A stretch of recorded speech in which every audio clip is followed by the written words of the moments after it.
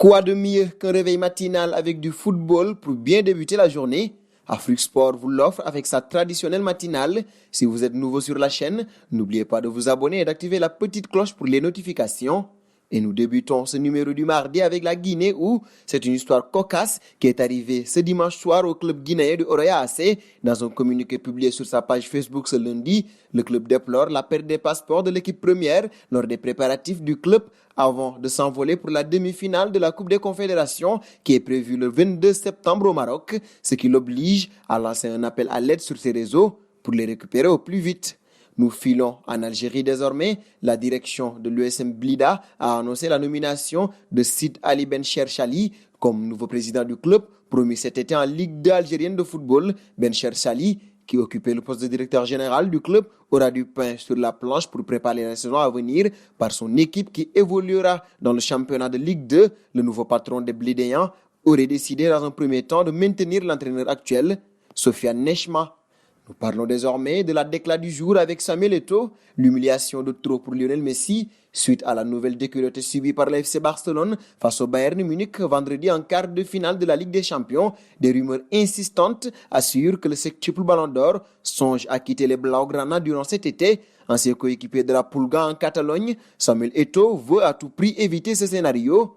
Tout doit être fait pour que Lionel Messi termine sa carrière à Barcelone. J'aime Léo comme s'il était mon fils. Barcelone et Messi. J'espère que ceux qui prennent des décisions prendront des décisions pour le bien de Barcelone, a insisté la légende camerounaise pour le média TIC Sport.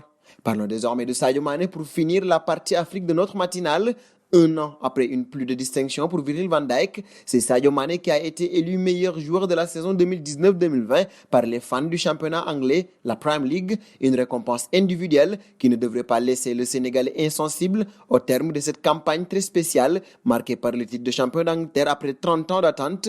Sadio Mané, auteur de 18 buts et 9 offrandes en Premier League, a devancé deux défenseurs des Reds, Trent Alexander-Arnold et Virgil van Dijk encore, mais également deux joueurs de Manchester City, Kevin De Bruyne et Raheem Sterling, ainsi que le buteur de Leicester City, Jamie Vardy.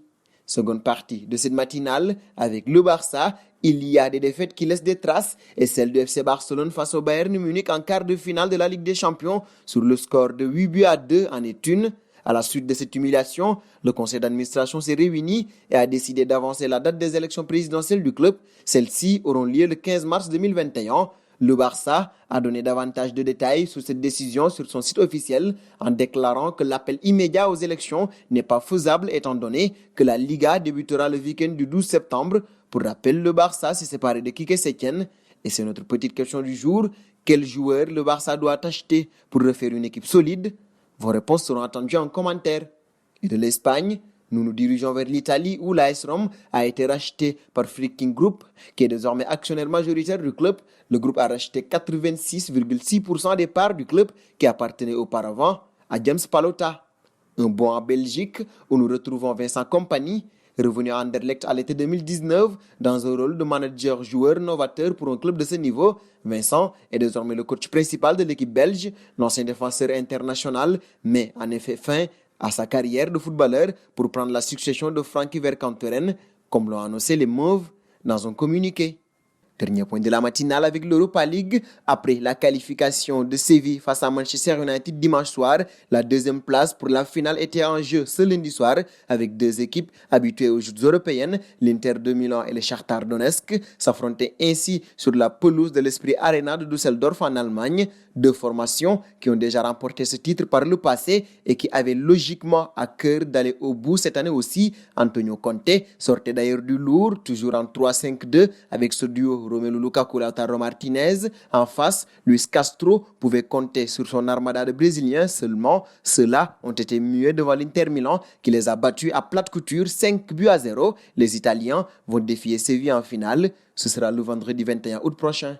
Et c'est donc terminé pour cette matinale du mardi. Chers amis internautes qui nous suivez d'un peu partout, la famille Afrique Sport s'élargit de jour en jour pour nous aider à faire grandir notre chaîne. N'hésitez pas à partager nos contenus. Le contenu du Mercato Afrique va suivre dans un très court instant. Nous vous donnons donc rendez-vous demain tout en vous invitant à vous abonner sur Afrique Sport. C'est pour ne rien manquer du football continental et international.